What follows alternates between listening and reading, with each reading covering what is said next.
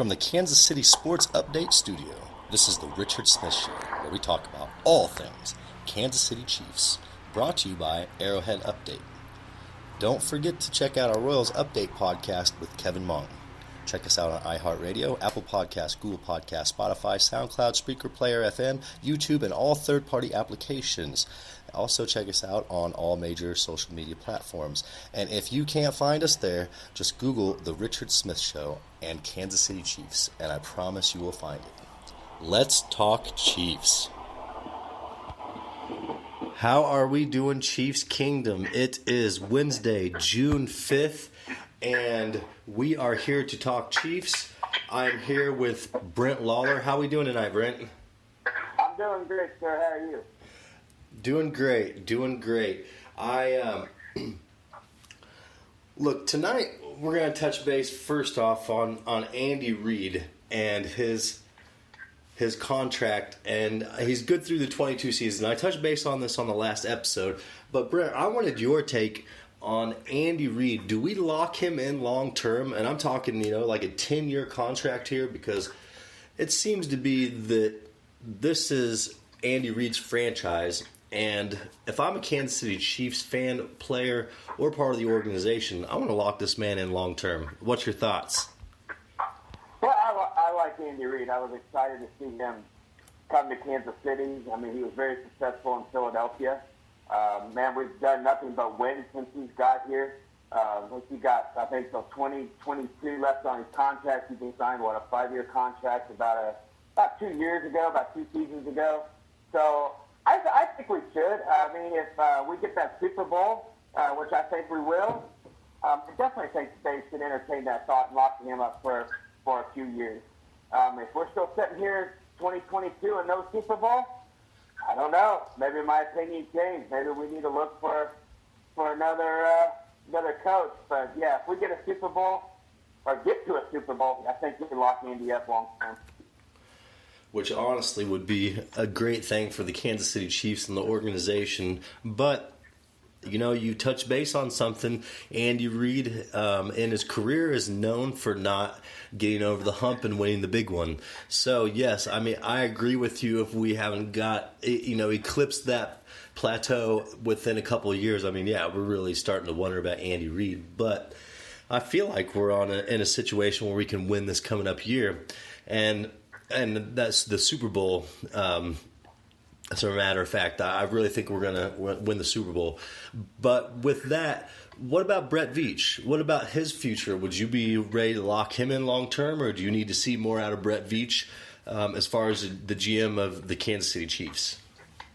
Well, I've actually got to see a little bit more of Brett Veach. I mean, he's been the GM since right by the summer of 2017, right after we drafted Patrick Mahomes. He becomes the general manager.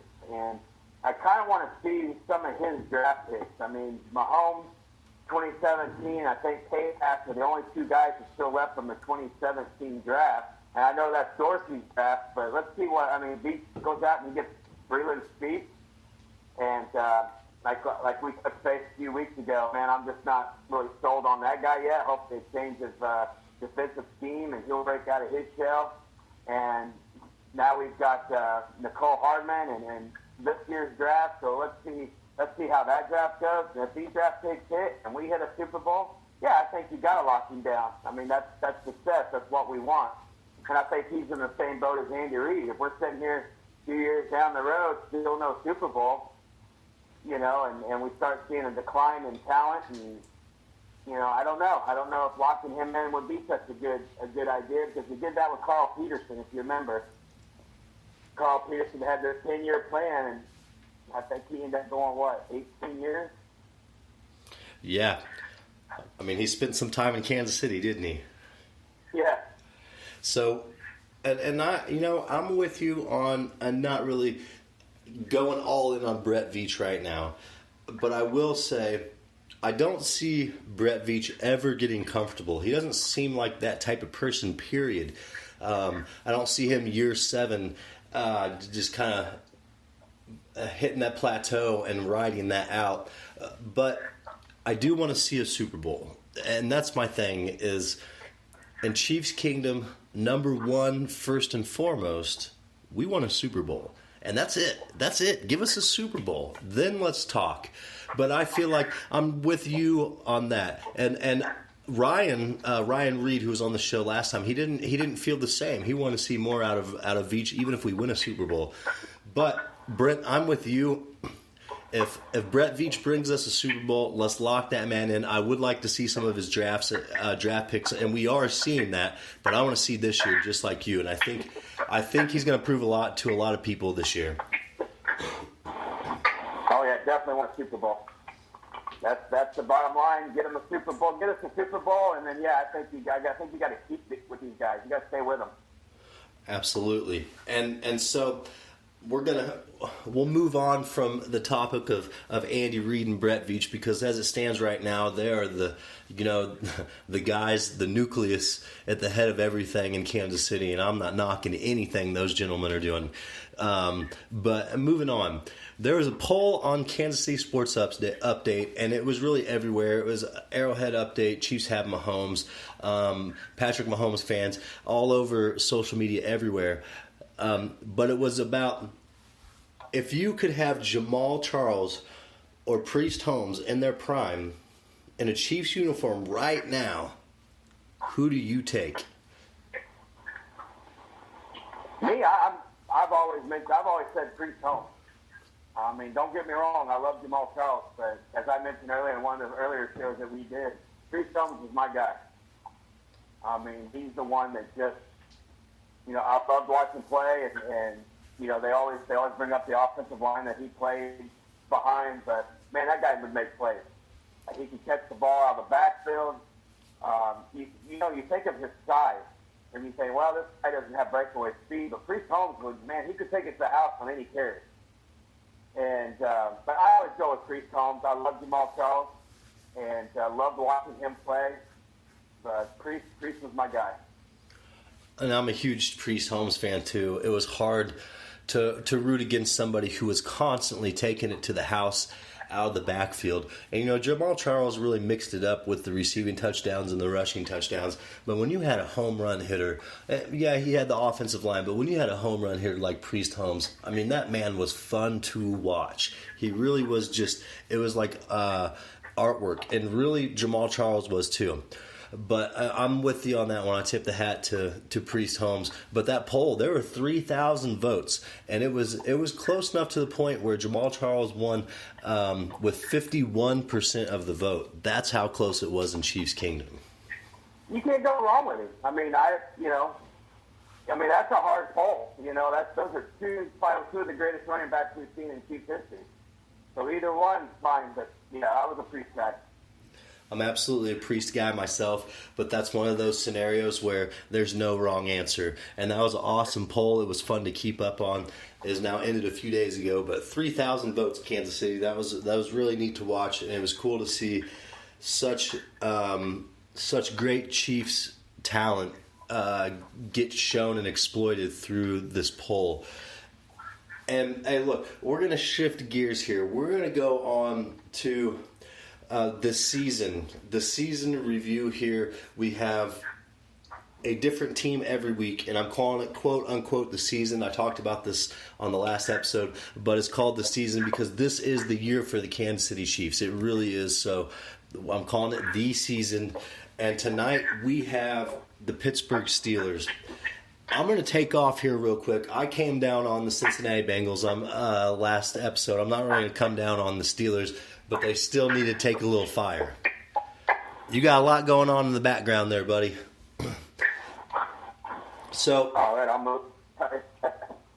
okay. So the Steelers are obviously part of the AFC North and are under the Rooney family as far as ownership. Their coach is Mike Tomlin. My thing with the Pittsburgh Steelers, they always have a chance to beat the Kansas City Chiefs. With Ben Roethlisberger as quarterback, and he's throwing 5,000 yards every year, being a consistent quarterback. Juju Smith-Schuster is back. James Conner has really stepped up. But I look at a Steelers team in shambles right now, and they really need to turn the corner somewhere in their front office and get back to Steelers football. Can they beat the Chiefs? Yes. Do I expect it in preseason? I don't care. So I mean, that's really where I lie, and I'm sure all Chiefs Kingdom lies with it. But look, the Steelers are still the Steelers, and we got to really look out for them. What's your take on the Pittsburgh Steelers, Brent? Well, I'm going to agree with you. I think, what is this? Tomlin's 13 years there now, and it seems like you just never know about the Pittsburgh Steelers. I mean, you think they're going to go 14-2 or 13-3 and dominate. Next thing you know, they're 9-6-1 and not even in the playoffs. I mean, you wonder, is it the coach? Is it, they think it's Antonio Brown, so they ship him to Oakland. And, you had Roethlisberger throw for over, he was the second quarterback to throw over 5,000 yards last year. So, I don't know. I mean, they're a question mark to me. My heart says they're not going to be as good. I think they might take a step back. But you can't count out a Super Bowl winner in Roethlisberger.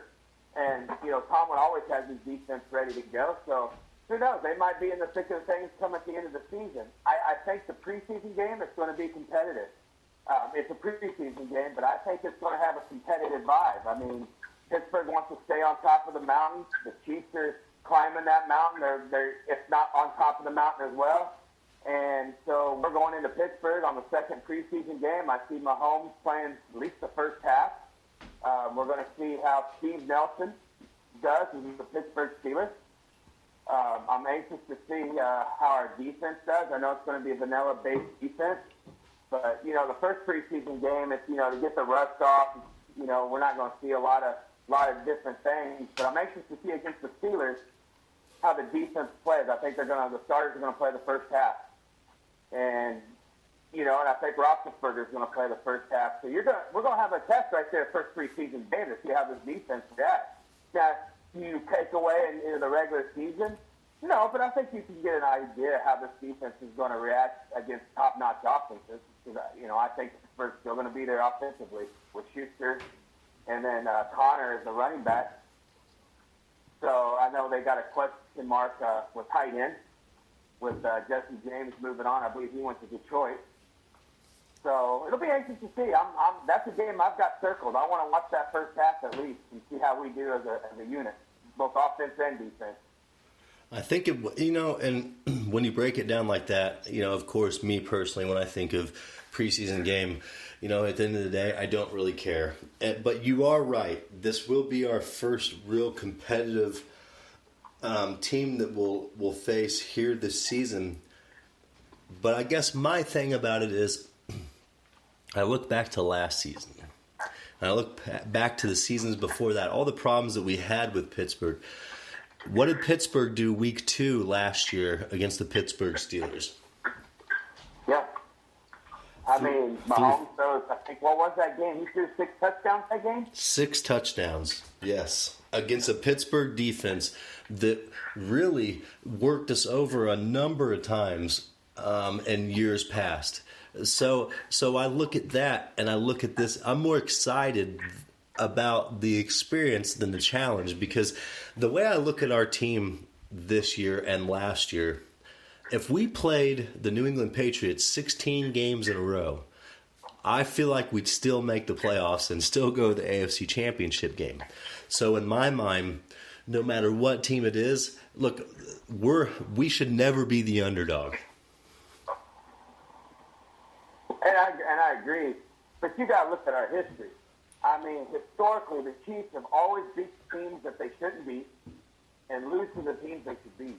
I mean, unfortunately, that's just Kansas City history. But with Mahomes, Andy Reid, I think we're going to turn that corner. I mean, I think we got the monkey off our back on Pittsburgh, beating them in the second week of the season, and now we've got New England. I think we're going to get them this year, and I think we're going to get the monkeys off our back this year. I honestly do. Me too, and I cannot see Mahomes losing to Brady a third straight time. It doesn't seem like that's in Mahomes' blood at all. And look, we have gotten over the hump with Pittsburgh, which was a huge hump for the Kansas City Chiefs. And I look at Pittsburgh was a bigger hump for the Chiefs than even New England, because we have a history of consistently beating New England at their best. So That's going to be a great game. The AFC North, I'm still questionable with the Steelers going to the playoffs, just like you. The AFC North is going to be a lot more tough division than it has been here in the last decade. So I think that the Steelers really have a rough go this season, and I think that they're going to be watching the playoffs from the sideline. And it wouldn't surprise me.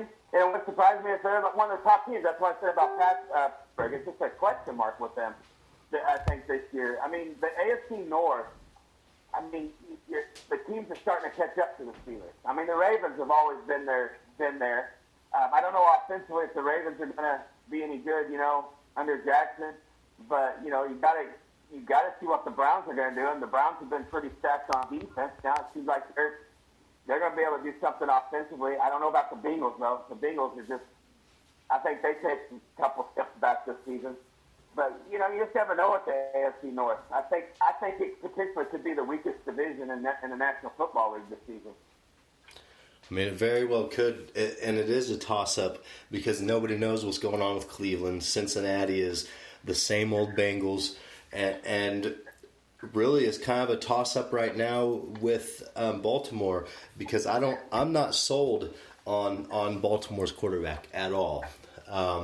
He's going to have to show me more. So yes, you could be right. Could be the worst division. But hey, we're here to talk about Chiefs. We've talked enough about the AFC North and the Steelers, but that is our matchup here for week 2. So we wanted to break down the team that we are matched up against. So moving on, we're going to talk about the Kansas City Chiefs defensive coaching staff and how there's only 3 position coaches from last year still on the Kansas City Chiefs. So realistically, Big Red hired Steve Spagnuolo and said, "Here, this is your defense. Go get your guys." So he turned around and he got Sam Madison, a former player of his at New York, Matt House, and Brendan Daly, which were both coaches with him in St. Louis. So the history there for the Chiefs coaching staff on the defensive side of the ball is really kind of a staple of where we're headed here in the future. So what do you think of Spagnuolo and the guys that he's gone out and got to bring in to turn our defense around? Is this the coaching staff to do what we need? I think so. I mean, it's a different mind. It's a different mindset than what they're used to. We brought in different people that has played this defense. I mean, that's one thing you've got to do. When you go from a 3-4 to a 4-3, you got to get guys that have played in this defense and coached in this defense. So, and we go in, we get a guy from New England. I mean, that's coached, I think he was defensive line coach in New England. And so, my gosh, I mean, he was there a good 5-6 years, so he's got some Super Bowl wins under his belt. Spags has got a Super Bowl. So I think we brought some championship caliber coaches in to coach this team. So I'm looking forward to it. I think we're going to be an exciting defense. I really do. I do as well. I mean, to have some of these coaches on our coaching staff who have rings, who've been there, who have the experience in the big moments, who've played in the big moments outside of coaching. Look, there's in all aspects of what we have on the defensive side of the ball with the Kansas City Chiefs coaching staff. I mean, we're in a brilliant position. I'm just as excited as you are, Brent. I know there's a lot of question marks as far as the defense and where our coaching staff, about everything, coming together. But Matt House, Sam Madison, Brendan Daly, and Steve Spagnuolo, they are in-your-face coaches. They're about progression. They are not about sitting back on the sidelines like a Bob Sutton. They're in your face, and they're about the finest details, and that's what we need in Kansas City. I was watching a video the other day of Spags, and he was coaching Frank Clark. I don't know if you saw that video, but that was just like, oh, man. I mean, he was right up in his face and getting at it. And Clark's just sitting there listening and shaking his head. I'm just, like I said, I'm excited. Spags has been, he's got a proven record in the National Football League. He'll step up. They always bring up New Orleans where he was the defensive coordinator, but if you go back to that wasn't even his defense. You remember Greg Williams was suspended, Sean Payton was suspended, and so Spags had to run a defense that wasn't his defense, and so that defense didn't shine at all. But you go back to the New York Giants days and that 2007 Super Bowl winning defense, man, I think we're going to see that. I think we're going to see that in Kansas City. I do too, because we have the talent on the defensive side of the ball to accomplish what he did in New York. All we got to do is put it together, but we have the perfect coaching staff to get that done. And I really hope that Chiefs Kingdom hones in on that. It's going to be more fun than worries. Think of how many times you had to hold your breath last season as a Kansas City Chiefs fan when we were on the defensive side of the ball, and we couldn't wait for Patrick Mahomes to. It was like playing Madden. Nobody ever wants to play defense on Madden. That's how I felt last year. This year, I want to see our defense on the field. I want to see what we have. I want to see how far we take it and what level we take it to, because this is going to be a lot of fun here in Kansas City. Oh, I agree. And I think we're going to see, people say, well, Bob is blitzing, but I've mentioned that before. Sutton never blitzed, and that was an issue with me. But we're going to see some blitzing under Spags. I mean, it ain't going to be just Frank Clark. It's not going to be Chris Jones. You're going to see some cornerback blitzes. You're going to see some middle linebacking blitzes, safety blitzes. We're going to see a blitzing team. And you go back to when he was a defensive coordinator in New York, and that was a blitzing team. And it really, truly was. They were getting after the quarterback. That front four was relentless. Their linebacking core was relentless as well. And I look for the Kansas City Chiefs to really pyramid to that level. We've got the talent. We've got the in-your-face coaching style, which we needed back in Kansas City.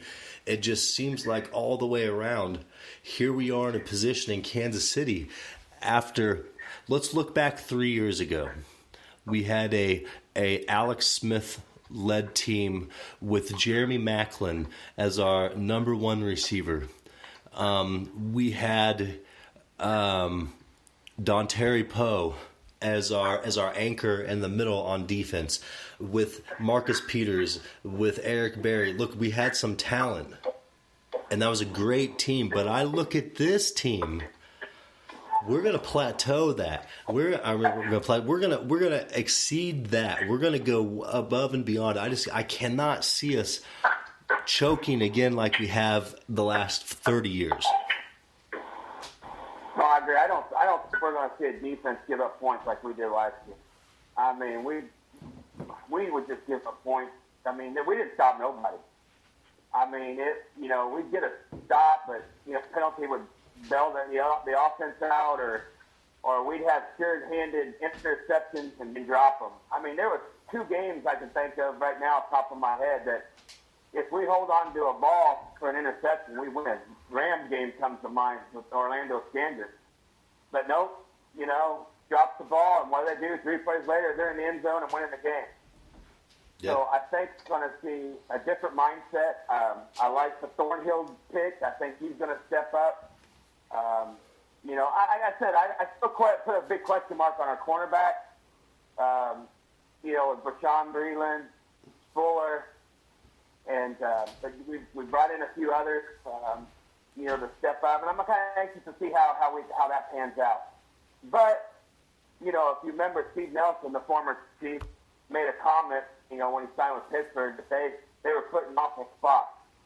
And so, that's kind of a parting shot, I guess, on his part, but enough to say, hey, well, at least we know we did the right thing in getting rid of Bob Sutton. So I think Spags is going to take that, and these cornerbacks are going to be able to, be in the right spot and step up and make plays as well.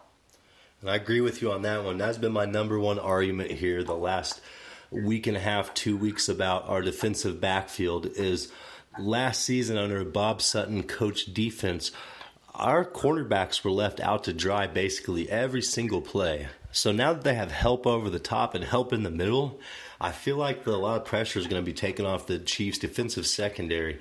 And I feel like it's going to be a lot more productive season in that area. And that's a huge, huge concern. You cannot be letting teams burn you over the top and have no help whatsoever.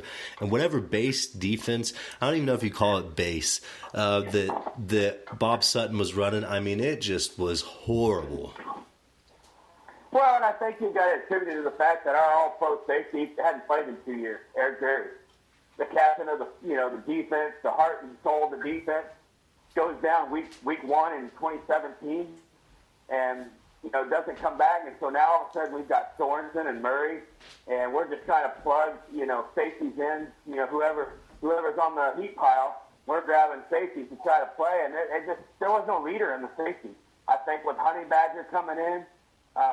You still got Sorensen. He's gonna fill in. You got a Marty Watts coming back, and you got Thornhill. I think Thornhill's going to be your day one starter. You heard it here first. And I think we're going to see a different mindset in that safety core as well. Yeah, we got some ball hawks out there in the defensive backfield, especially in the safety position. And I feel like with Braylon coming over from Washington to really support Kendall Fuller, who I'd love to see in the nickel position, and Charkandrick Ward go out to the outside, I really feel like we're going to be all right. And so we've covered all the defensive coaching positions. And we're looking at a defense here. Brent, will you agree with me? We're looking at a defense here that is going to be significantly better than last season. Well, yeah. I mean, we don't have nowhere else to go but up. I mean, in some aspects, we were the 31st ranked defense, and other stats, we were the 32nd ranked defense. So, I think we're definitely going to go up. I felt like we got better the minute we let Sutton go. I mean, that sounds harsh, but I still believe that. And man, I like what I'm seeing in OTAs. I'm liking what I'm seeing, through the coaches and the players and what they're speaking and what they're saying. And I think, I definitely think, do I think we're a top 10? I don't think, that depends on the players, man. They can be. But I definitely see a top 15 defense this year. And which is great because let's keep it real in Chiefs Kingdom. And this is something that everybody's said since the last game of the 2018 season is the Kansas City Chiefs defense just needed to get a little better. And let me tell you something, Kansas City, when your team goes from 31st in the league to 15th in the league, even if we could go higher than that, but even if we went to 17th in the league, that's enough to get the Kansas City Chiefs into the Super Bowl with a Super Bowl victory. So to me, look, like you said, the Kansas City Chiefs had nothing to lose going in the direction they did defensively, and it's going to work out great. So, Brent, my next question to you is, with the defense that we have brought into Kansas City and the offense that we know that we're capable of, and the outlook with Tyreek Hill is looking like he's going to stay a Kansas City Chief because I think he would already be gone. My big question to you, Brent Lawler, are we on the verge of a dynasty? Have we already started it and just fell up short last season? Oh, that's definitely a good question. I believe we are. I mean, we finally got a quarterback after, good grief, ever since Lynn Dawson retired. We finally got a good quarterback, an excellent quarterback. I mean, we do have a nucleus of young players. That's one thing I'll give Beach, kudos for. He's gone out, he's made some good contact deals with young players who have proven themselves in the league. So yeah, I think so. I mean, it's all going to come down to this year and next year and how Patrick Mahomes' contract plays out. I mean, there's some speculation that he's going to be the first $200 million quarterback, and who knows? Who knows what Patrick Mahomes is going to do? I mean, if he wins us a Super Bowl, then definitely he's earned that contract. But I think Patrick Mahomes is going to shock some people, and he's all going to be about winning. And he's going to get his money, but I don't think it's going to be as much as a lot of people think. I think he'll stay around the Russell Wilson, maybe a little bit more in that aspect. But yeah, I think we could be a dynasty. I mean, I really do. We win a Super Bowl this year. I think we're in that conversation as one of the best teams of all time. Yes, and we're going to have to keep winning Super Bowls. And look, I never, ever want to bring up Patrick Mahomes and Tom Brady in the same breath. But this is probably the only scenario that this will ever happen, because you just touched base on one major thing, Brent, is saying that as humble as Patrick Mahomes is, he's not going to want all the money, all the flash, all the bang. I feel like you're right about that.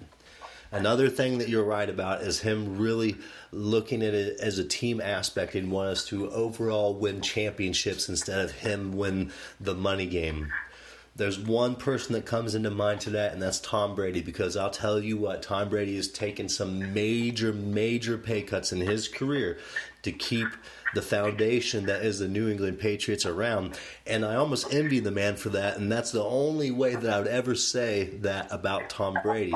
But the man is about winning, and I feel like Mahomes is in the same category as that. No, I definitely agree. I think, like I said, I think if you watch Patrick Mahomes and his speeches and different things, very humble. He comes from humble beginnings, and from I think it's White House, Texas.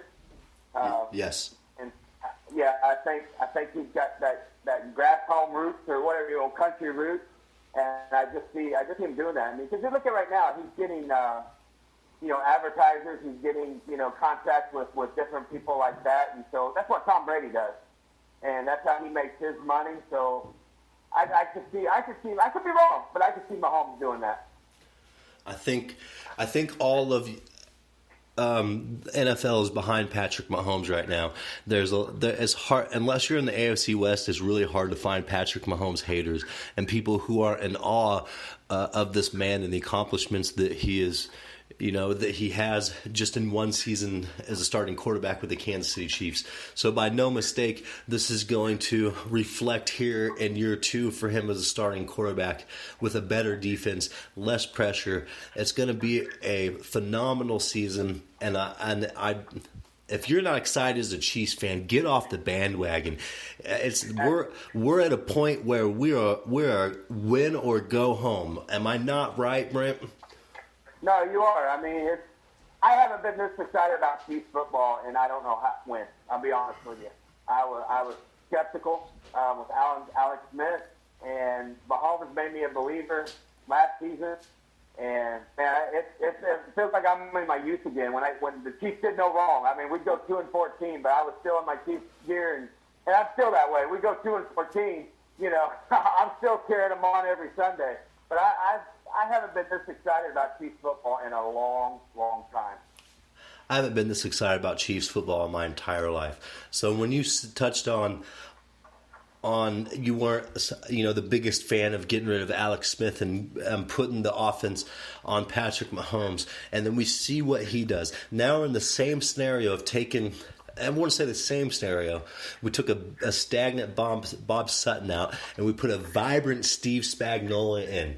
So, with that being said, I mean, Kansas City, you all really got to look out. We're in for a fun season. It's going to be great. Get out to Arrowhead. This is going to be one of the, I would say, landmark times in your entire life as a Chiefs fan to go out to Arrowhead Stadium and watch a Chiefs game, because this is a once-in-a-lifetime opportunity. Or if you feel brave enough, go to a road game wearing your Chiefs stuff like I'm going to do in Jacksonville. Yeah, out there in Jacksonville representing the Kansas City Chiefs, and that's the way it should be, Brent Lawler. Well, check it out, Kansas City. That is the broadcast tonight. We've broken down the Chiefs coaching staff. We looked at Jamal or Priest. We have talked about Andy Reid and Brett Veach contracts. We've really, really touched base on some big subjects here. We've also talked about possible dynasty in Kansas City Chiefs. Brent, it's always a pleasure talking football with you. Thank you for coming on the show tonight. Thank you for having me, Ray. Yeah, I enjoy it. I love talking Chiefs. Go Chiefs. Absolutely. Number one, go Chiefs. That's a big thing. Chiefs Kingdom. I love you. I love having Brent on. I love having everybody on from the Kansas City Sports Update Studios. Look, we got a nice little crew going on here, and you guys should tune in because it's a lot of fun here. It's not just me on broadcast anymore. I got 4 other vibrant guys who really know about football and know what they're talking about. So Kansas City, tune in. Enjoy the rest of your week. Look, it's hump day. You have 2 more days of the work week. Get it in, get into the weekend, and let's talk some more Chiefs football here soon. So, this is the Richard Smith Show, where we talk about all things Kansas City Chiefs from the Kansas City Sports Update Studios, brought to you by Arrowhead Update. Check us out on iHeartRadio, Google Podcasts, Apple Podcasts, Spotify, SoundCloud, Spreaker, Player FM, YouTube, and all third-party applications. Check us out on all major social media platforms. If you cannot find us there, just Google The Richard Smith Show and Kansas City Chiefs, and I promise you will find us. Have a great night, Kansas City.